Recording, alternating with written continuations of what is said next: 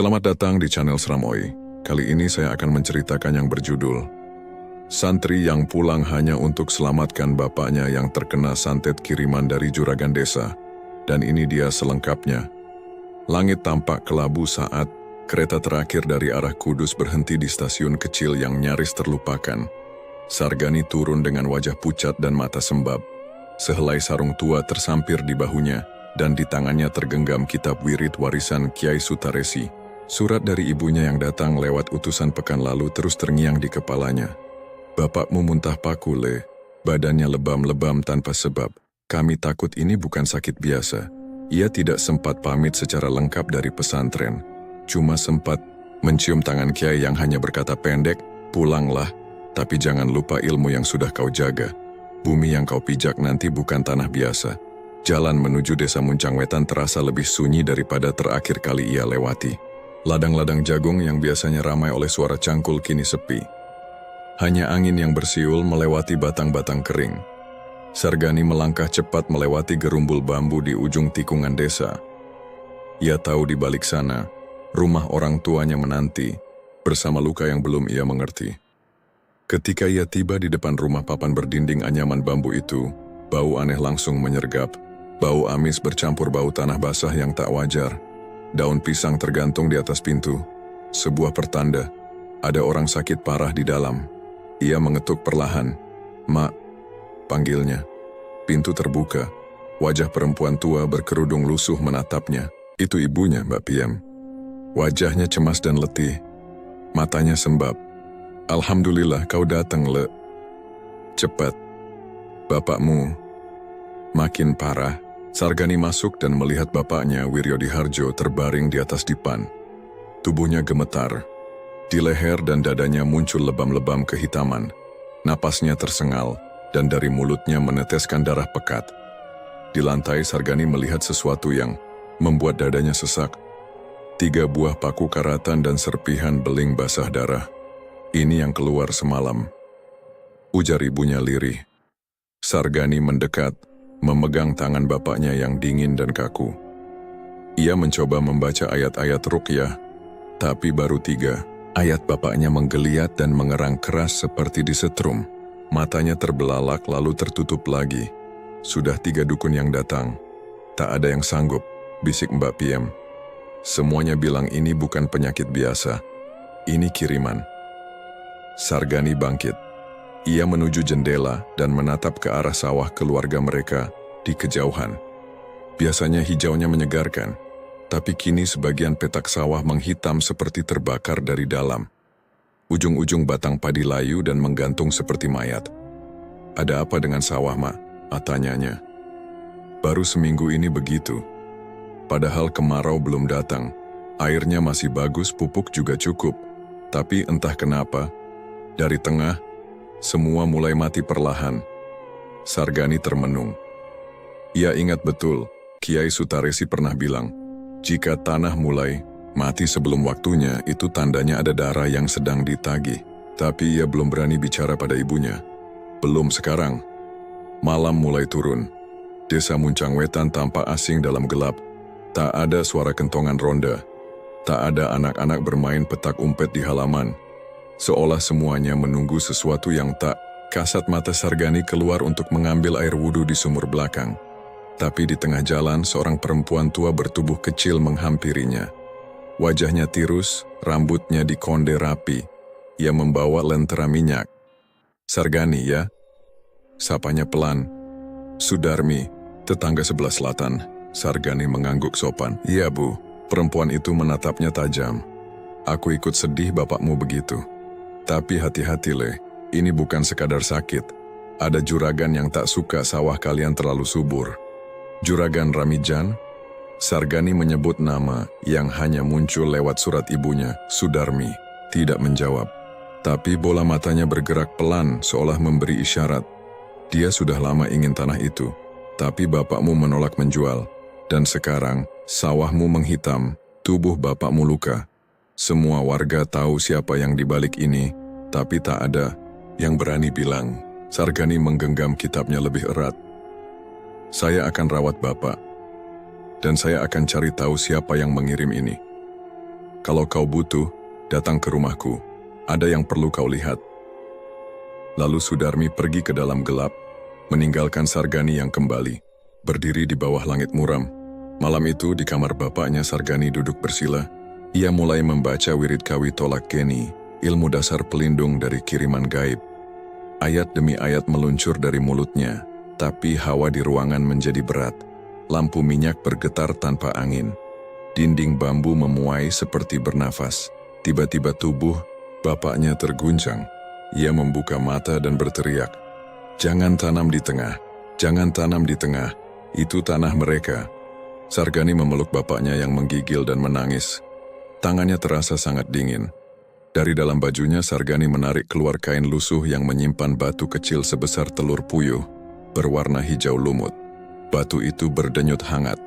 Itu bukan batu biasa. Itu segel pematang, pusaka tua warisan kakek buyutnya. Dulu digunakan untuk mengikat roh penunggu sawah agar tidak menagih tumbal. Tapi kenapa sekarang muncul kembali? Sargani sadar, ia tidak hanya pulang untuk merawat bapaknya. Ia pulang untuk melunasi perjanjian lama yang hampir dilupakan, dan kini menagih dengan paku dan darah. Sargani duduk di sisi dipan bambu tempat bapaknya terbaring. Lelaki tua itu masih dalam keadaan setengah sadar. Tubuhnya lemah dan sesekali menggigil. Sesekali matanya terbuka, namun hanya sebentar. Mulutnya komat kamit, tak jelas mengucapkan, "Apa?" Setiap pagi Sargani memandikannya dengan air rendaman daun bidara dan bacaan ayat-ayat pelindung. Bau anyir darah dan logam masih sering muncul dari tubuh bapaknya. Kadang-kadang, dari lubang pori-pori di kakinya, keluar serpihan besi tipis, seperti serbuk paku yang direndam dalam air jeruk. "Ini bukan sekadar kiriman, Mak," kata Sargani pada ibunya, yang kini tampak lebih tenang meski kantung matanya makin gelap.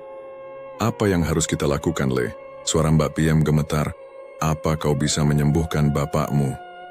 Sargani tak menjawab. Ia tahu, ilmu yang dia pelajari di pesantren bukan ilmu pengobatan biasa. Itu ilmu untuk menghadapi hal-hal yang tidak bisa diselesaikan oleh dokter atau dukun umum.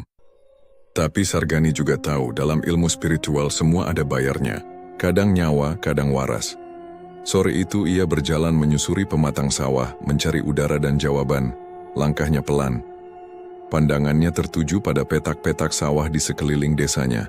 Sawah milik Pak Minah yang dulu begitu hijau, kini retak-retak seperti kulit kering. Petak milik Bugiman yang biasanya panen 3 kali setahun kini penuh rumput liar. Tapi sawah milik bapaknya, meski sebagian menghitam dan mati di tengah, masih menyisakan petak-petak hijau yang tumbuh tegak seperti biasa aneh. Semua gagal panen kecuali tanah mereka. Beberapa warga menatapnya dari kejauhan. Tatapan mereka bukan sekadar iba. Ada ketakutan, bahkan rasa curiga. Seolah keluarga Sargani menyimpan rahasia gelap di balik kesuburan itu. "Assalamualaikum." Suara khas Mbak Sudarmi terdengar dari balik rumpun pisang. Sargani menoleh. Perempuan tua itu datang dari arah barat, membawa cangkul kecil dan sekantong bunga telon. "Waalaikumsalam, Mbak," jawab Sargani sambil menghampiri. "Kau lihat sendiri kan? Tanah di sini tak mau tidur," ujar Sudarmi sambil menunjuk ke sekeliling. "Sudah waktunya kau tahu kenapa." "Apa maksudnya, Mbak?" tanya Sargani. Mbak Sudarmi mengajak Sargani duduk di atas batu pematang. Angin bertiup pelan, tapi udara terasa berat. "Kakek buyutmu Ki Warok Jatmo bukan orang sembarangan. Ia dikenal sakti tapi juga licik. Dulu tanah ini tak subur, penuh rawa dan angin sakit. Orang tak bisa menanam apapun di sini."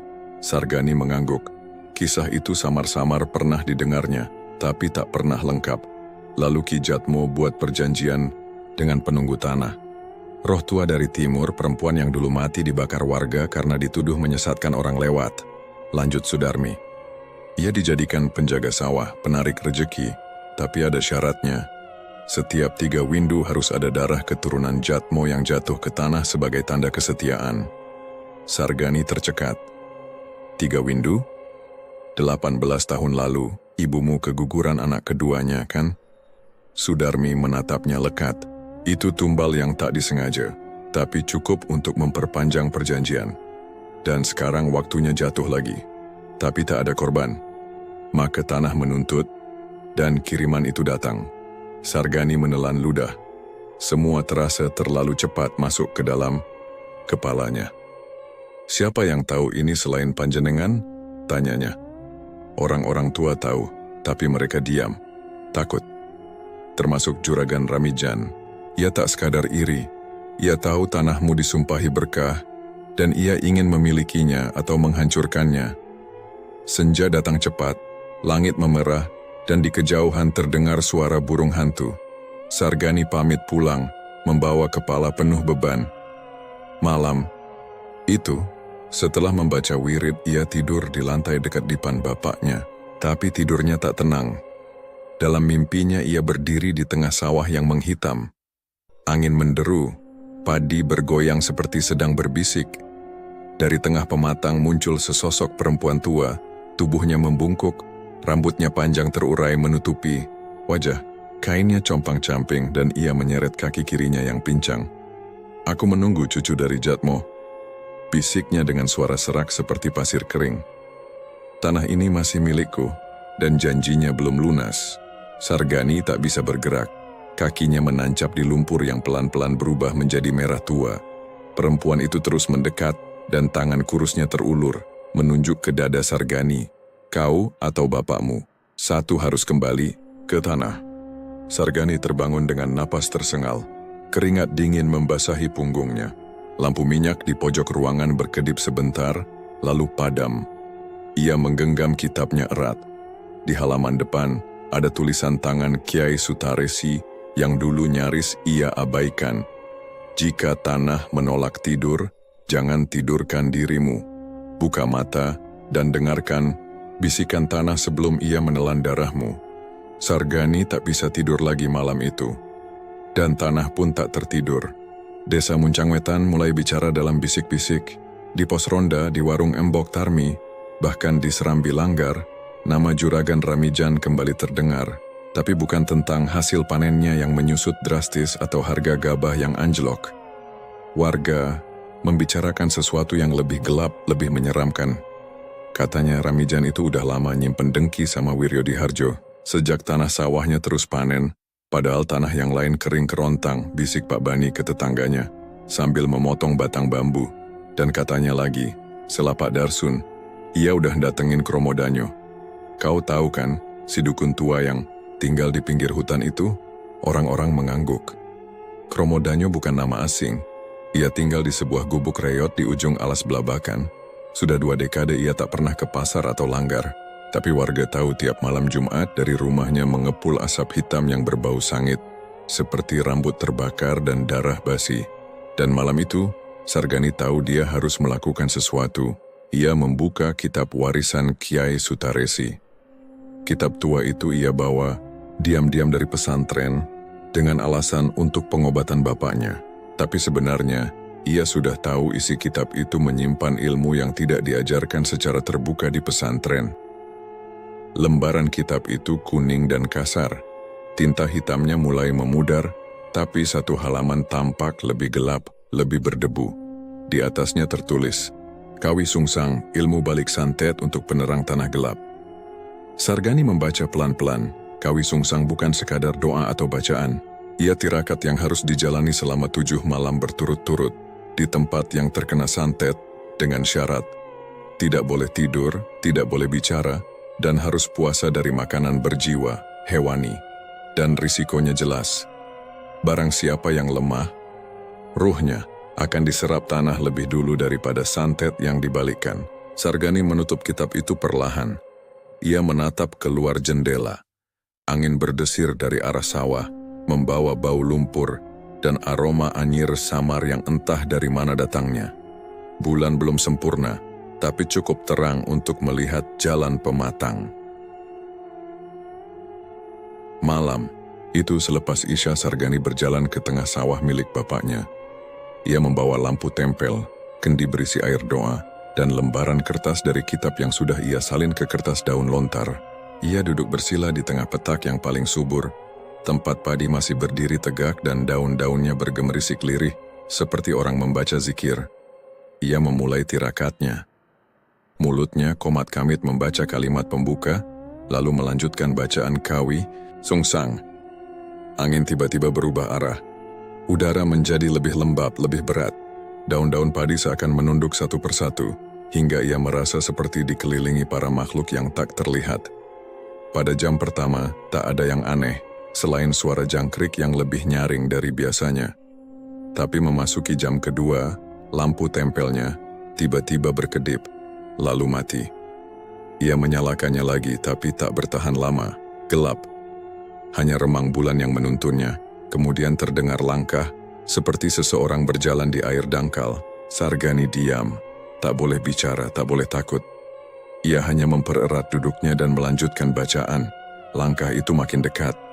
Lalu, dari balik bayangan pohon pisang di pinggir sawah, muncul sosok samar. Tubuhnya bungkuk, dengan kain hitam yang menutupi separuh wajah. Tapi Sargani bisa mengenali bentuk tubuh itu, kecil, tua, dan bau dupa gosong. Dukun Kromodanyo. Lelaki tua itu tak bergerak. Ia berdiri diam seperti menunggu sesuatu. Sargani tetap membaca, meski tangannya mulai gemetar. Tiba-tiba, Kromodanyo mengangkat tangan, dan dari jarinya melesat asap hitam pekat ke arah Sargani. Asap itu menyatu dengan tanah, dan sawah di bawah Sargani bergoyang pelan, seperti perut makhluk besar yang hendak menelan. Tapi bacaan kawi sungsang membuat asap itu tak mampu menyentuh tubuh Sargani. Sebaliknya, tanah di sekitar tempat duduknya memancarkan cahaya redup kehijauan, membuat sosok Kromodanyo melangkah mundur. Sargani tahu ini bukan tirakat biasa. Ini perang antara tanah yang dimintai tumbal dengan tanah yang dilindungi. Jam demi jam bergulir. Embun mulai turun. Suara hewan malam berganti jadi kokok ayam di kejauhan. Sargani hampir roboh karena lelah dan dingin. Tapi ia bertahan. Saat fajar mulai mengusap langit, tanah di bawahnya berhenti bergoyang. Asap hitam perlahan menghilang. Dan di tempat Kromodanyo berdiri tadi, hanya tertinggal sisa dupa yang terbakar setengah, menancap di tanah seperti tombak kecil. Sargani kembali ke rumah sebelum matahari terbit. Tubuhnya lelah luar biasa. Tapi wajah bapaknya tampak lebih tenang pagi itu. Warna biru di tubuhnya mulai pudar, dan darah tak lagi keluar dari mulut atau hidungnya. Mbak Piem mengelus kepala anaknya sambil menangis pelan. "Gani, kau lakukan apa semalam?" Sargani hanya menjawab pelan, "Aku bicara pada tanah, Mak." Dan tanahnya mulai mendengar. Namun tirakat itu baru permulaan. 7 malam masih menunggu. Dan belum ada yang tahu apakah tanah akan menerima perjanjian baru atau menagih tumbal lama yang belum lunas. Pagi itu selepas ayam jantan berkokok untuk ketiga kalinya, langit desa Muncang Wetan mendung meski tak ada hujan. Angin terasa aneh, dingin tapi menusuk seperti napas seseorang yang tengah marah. Di dapur belakang, Mbak Sudarmi duduk sambil menumbuk daun-daunan ke dalam cobek batu. Tapi matanya kosong menatap lesung, seakan tumbukan itu bukan untuk jamu, melainkan untuk mengusir pikirannya yang keruh. Sargani mendatanginya setelah memastikan bapaknya, Wiryo Diharjo, tertidur tenang di dalam kamar. Luka-luka lebam di tubuh, bapaknya memang mulai surut, tapi hawa aneh masih menyelimuti rumah mereka. Suara desah napas di malam hari, bayangan samar di bilik tengah, dan bau lumpur yang datang entah dari mana, semuanya masih belum pergi. "Mbak," suara Sargani pelan, "sampean ndak cerita semua. Aku tahu. Ada yang belum terungkap." Mbak Sudarmi menghentikan tumbukannya. Ia menatap wajah keponakan tirinya itu. Wajah anak muda yang belum genap 25, tapi kini sudah memikul beban dari generasi yang lalu. "Aku ndak ingin kau tahu ini, Gan," ujarnya lirih. "Tapi tanah ini, rumah ini, semua yang kau lihat subur, bukan dari keringat semata." Sargani menarik kursi bambu dan duduk. "Dulu," lanjut Mbak Sudarmi, "kakek buyutmu, namanya Wasidi Kromo, adalah orang pertama yang membuka lahan sawah di sini. Tapi tanahnya keras, tandus, dan angker. Banyak yang mencoba, gagal. Sampai akhirnya, beliau ngelmu, nyepi di tengah sawah. 7 malam 7 hari, sama seperti yang kau lakukan sekarang. Mata Sargani membelalak. Kawi sungsang, Mbak Sudarmi mengangguk pelan. Tapi bukan cuma tolak santet. Beliau membuat perjanjian. Sargani menggertakkan gigi. Dengan apa? Makhluk tanah, bisik Mbak Sudarmi. Penunggu lapisan ketiga. Makhluk yang tak bisa dilihat mata manusia biasa. Mereka hidup dari tumbal, kan? Tapi bukan darah manusia. Awalnya. Mbak Sudarmi menghela napas, lalu bangkit dan mengambil kantong kain kecil dari dalam almari dapur. Ia membukanya perlahan dan mengeluarkan sebentuk logam kecil berwarna kehitaman. Bentuknya seperti jantung terbalik, dengan guratan tak dikenal dan serpihan tali ijuk yang membusuk. Ini segel perjanjiannya. Dulu ditanam di pematang sawah, tepat di batas antara tanah warisan dengan tanah dusun. Tanda bahwa kesuburan hanya berlaku sejauh tanah ini dihormati. Sargani mengambil benda itu dengan hati-hati. Begitu disentuh, tangannya seperti tertusuk dingin yang menjalar sampai ke tulang. Bapak tahu ini? Mbak Sudarmi menunduk. Iya, Wiryodiharjo tahu. Tapi beliau lebih memilih diam. Dulu waktu kamu masih kecil, pernah ada tanda-tanda tanah ini menolak.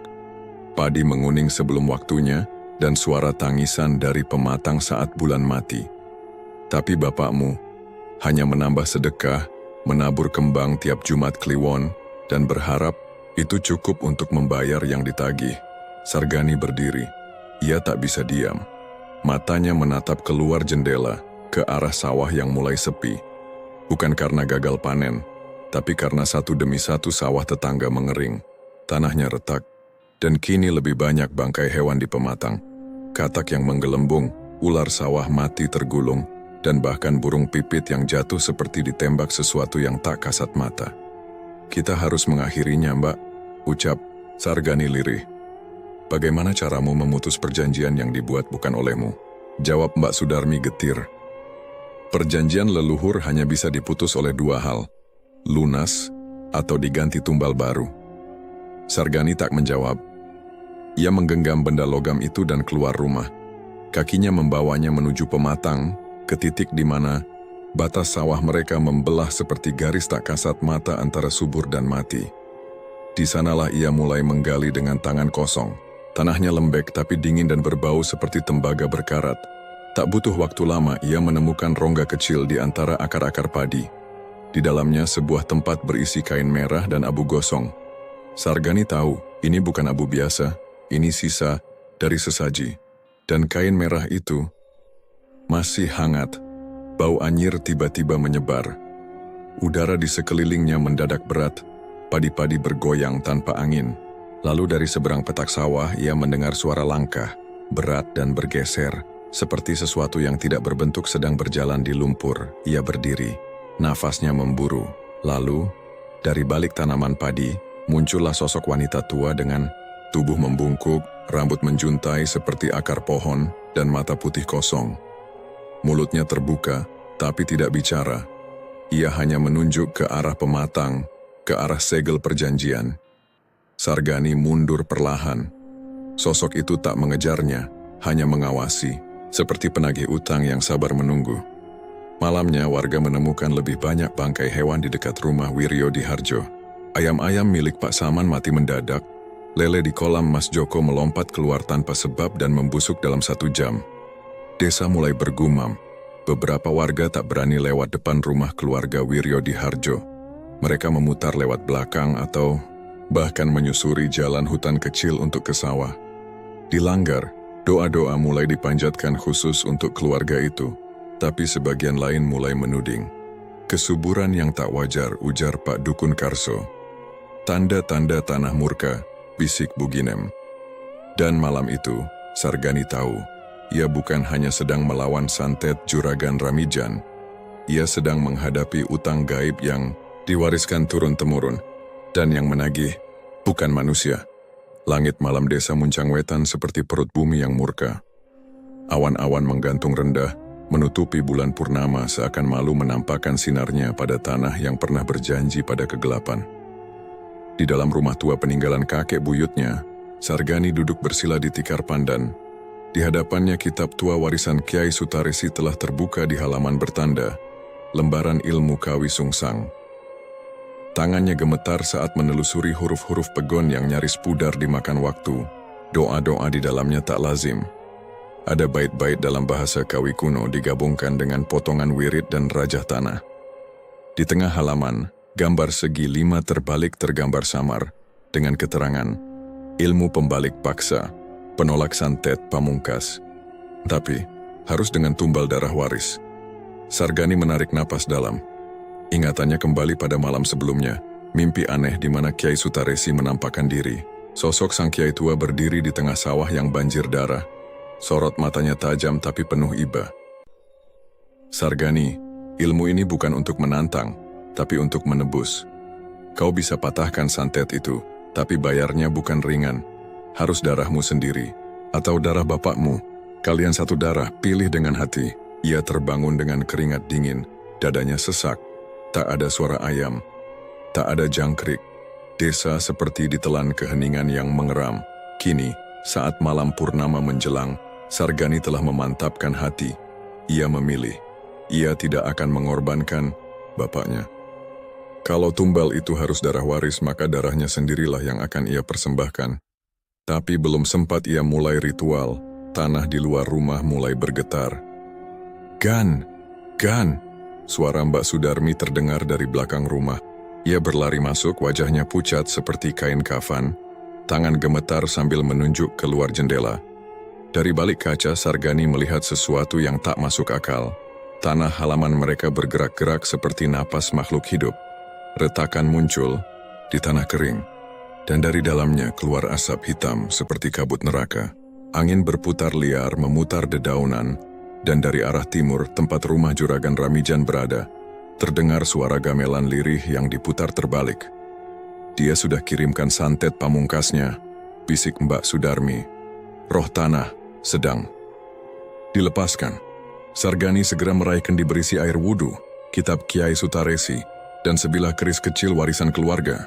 Ia menggambar rajah di lantai tanah depan rumah, lalu duduk bersila di tengahnya.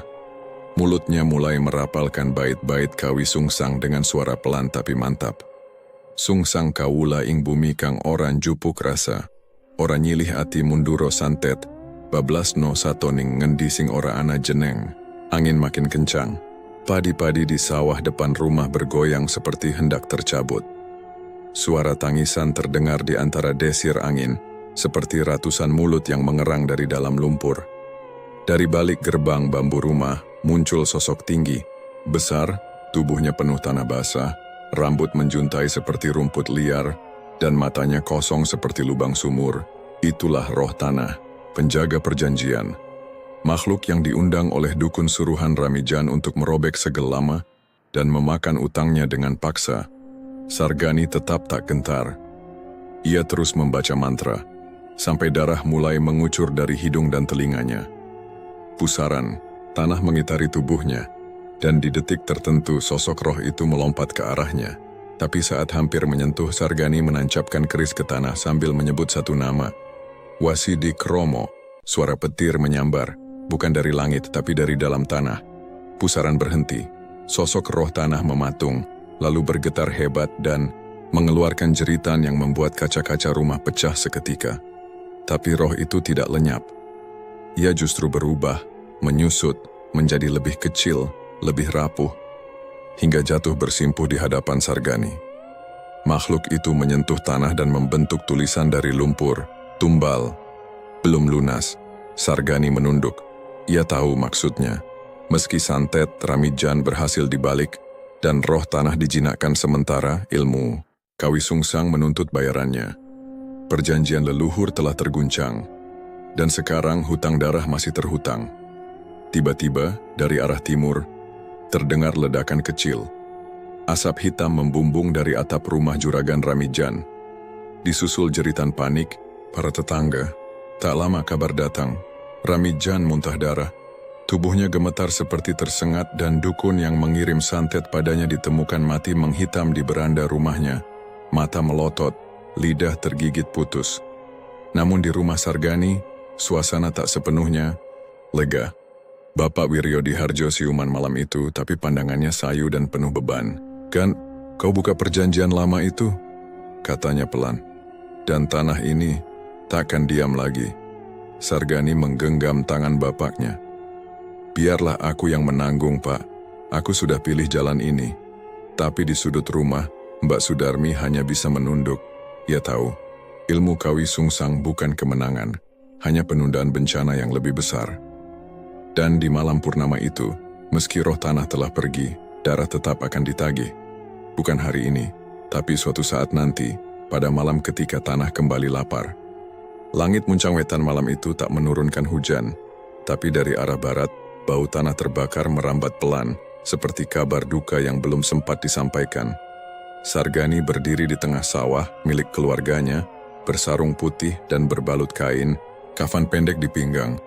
Dengan rajah tanah tergurat di dada dan lengan, kitab warisan Kiai Sutaresi terbuka di atas batu besar yang telah dibersihkan dan diperciki air zam-zam. Ritual dimulai. Ia menanam sebilah pisau pusaka kecil, pangrung kebi namanya, ke pematang, di titik yang dahulu digunakan kakek buyutnya untuk menyegel perjanjian. Sargani sudah siap. Malam ini ia akan mengorbankan darahnya sendiri. Tidak ada tumbal selain dirinya. Ini bukan soal melawan santet semata. Ini tentang menebus janji yang dibuat oleh darah terdahulu, yang terlalu lama ditutupi oleh hasil panen yang menipu. Dengan suara lirih, ia membaca mantra terakhir dari ilmu Kawi Sungsang. "Wiji bali menyang petak, geti bali marang sang wasis, pangrukti kaulam berkahi jagat, pepati nyepet tibaning janji." Pisau itu ditarik pelan, lalu Sargani menggores telapak tangan kirinya. Darah mengucur, jatuh ke tanah sawah yang sebelumnya begitu subur. Tapi saat darah menyentuh lumpur, tanah itu seperti bergolak, bukan menolak, tapi seperti mengisapnya dengan rakus. Angin mendesing dan suara-suara mulai terdengar dari antara sela batang padi. Tangisan, rintihan, dan suara nyanyian anak-anak dari kejauhan, padahal sawah itu tak dihuni siapa-siapa. Sargani tak gentar. Ia terus membaca bait demi bait. Darahnya mengalir, tubuhnya mulai gemetar karena lemah. Tapi ia yakin, inilah saatnya memutus perjanjian. Tiba-tiba, dari arah rumah, Mbak Sudarmi datang berlari, tapi langkahnya ganjil. Matanya merah, lidahnya menjulur, dan suaranya serak tidak wajar. "Gan, hentikan. Kau bukan siapa-siapa." Suaranya bukan milik Mbak Sudarmi. Sargani sadar, seketika, dukun Kromodanyo telah merasuki tubuh Mbak Sudarmi.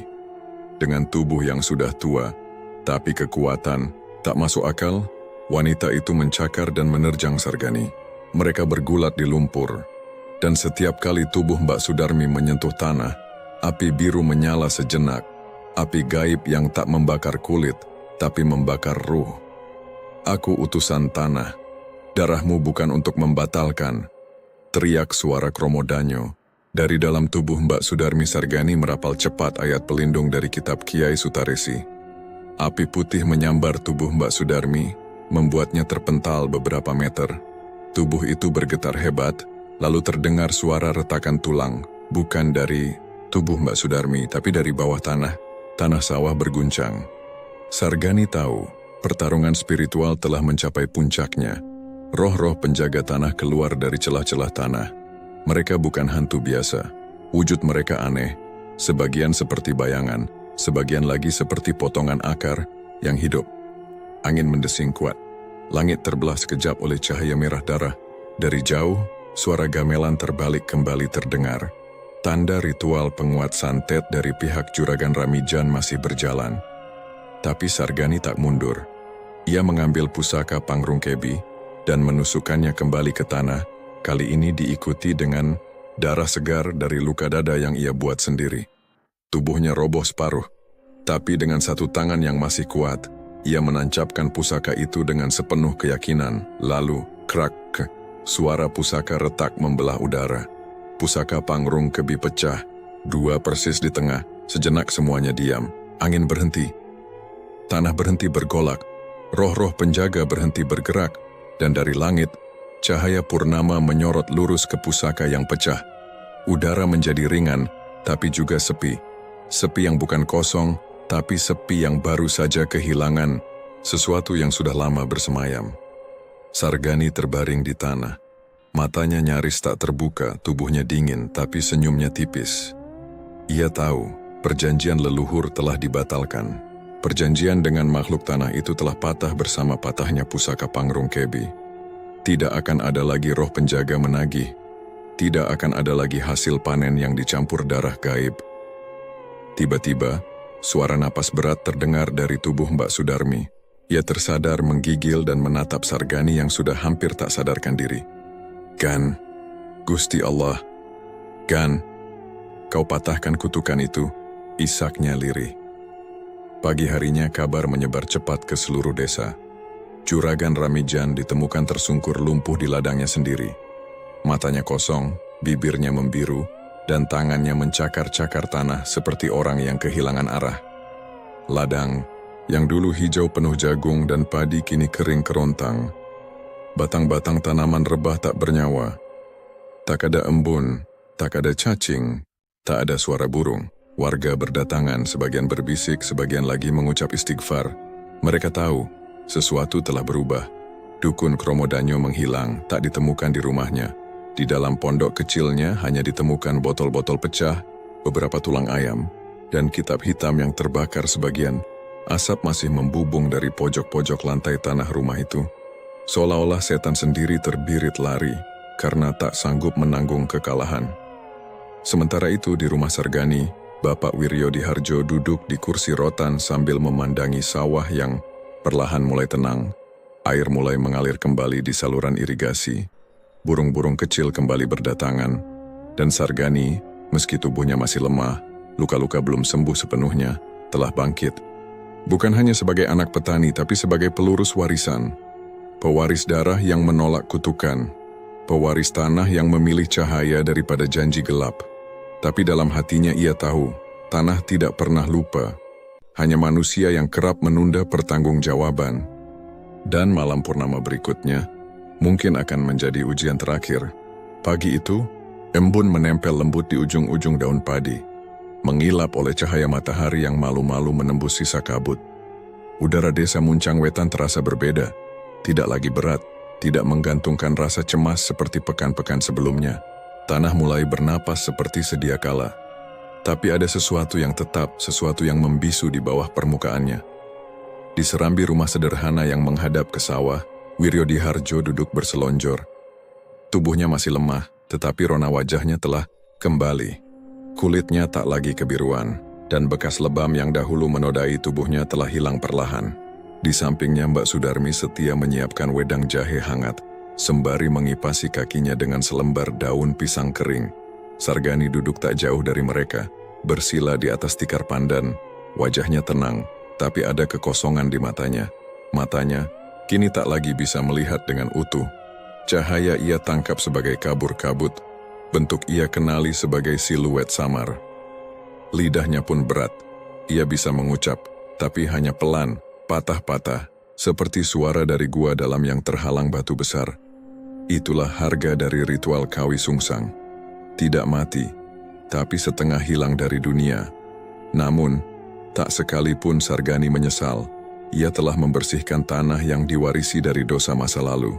Tanah yang selama puluhan tahun menghasilkan panen limpah, tapi menyimpan hutang tak kasat mata kepada dunia gaib. Kini, sawah itu kembali tumbuh, tapi tanpa aroma asing. Tidak ada lagi kilap misterius pada bulir padi. Tidak ada lagi bisikan malam dari pematang. Tanah itu kini netral. Murni para warga yang semula menjauh kini mulai kembali menyapa. Ada yang datang membawa hasil bumi. Ada pula yang sekadar lewat sambil mengangguk hormat. Bahkan anak-anak kecil mulai bermain kembali di pinggiran sawah. Kehadiran Sargani yang kini lebih pendiam dan kalem justru menjadi peneduh. Ia tidak lagi dikenal sebagai santri dari pesantren jauh. Ia kini disebut penjaga pematang. Di malam hari, Sargani tetap menjalani tirakatnya. Bukan dengan mantra atau pusaka, tapi dengan doa-doa pelan yang diucap dari hati. Tangan kasarnya menyentuh tanah setiap habis sholat. Ia membaca ayat-ayat suci sambil mengelus batang padi, seakan memohon pada bumi untuk tetap tenang, tetap bersih. Ia tahu tugasnya belum sepenuhnya selesai. Suatu sore, Mbak Sudarmi duduk di sampingnya, memandangi sawah yang perlahan mulai menguning. "Kamu yakin tak ingin kembali ke pesantren, Gan?" Tanyanya pelan, seperti angin lewat di sela dedaunan. Sargani menggeleng, suaranya pelan, hampir seperti bisikan. "Di sini, tempatku. Di sini, darahku." Ia tak butuh mimbar, kitab berjilid tebal, atau khutbah panjang. Baginya sawah dan tanah warisan itu kini adalah pesantrennya. Pematang adalah sajadahnya, dan tetumbuhan yang ia rawat adalah ayat-ayat yang hidup. Namun alam tak pernah benar-benar diam. Suatu malam, ketika bulan hanya sepotong di langit, dan semua sudah tidur, Sargani berjalan menyusuri pematang. Tangannya membawa lentera kecil. Ia hanya ingin memastikan bahwa saluran air tetap mengalir. Tapi saat sampai di tikungan paling ujung, tempat di mana dahulu pusaka Pangrung Kebi pecah, ia mendengar sesuatu. Krok, krok, krok. Bukan suara katak, bukan pula suara angin. Sargani mendekat, menunduk. Di tanah yang tampak bersih, itu muncul lubang kecil, selebar koin logam, menganga pelan seperti luka lama yang menolak sembuh. Dan dari dalam lubang itu, suara lirih terdengar. "Janji, tak bisa kau hapus, hanya kau tunda, anak tanah." Sargani menahan napas. Tidak ada ketakutan, hanya kesadaran. Ia tahu, ikatan dengan makhluk tanah tidak semudah menebas tali.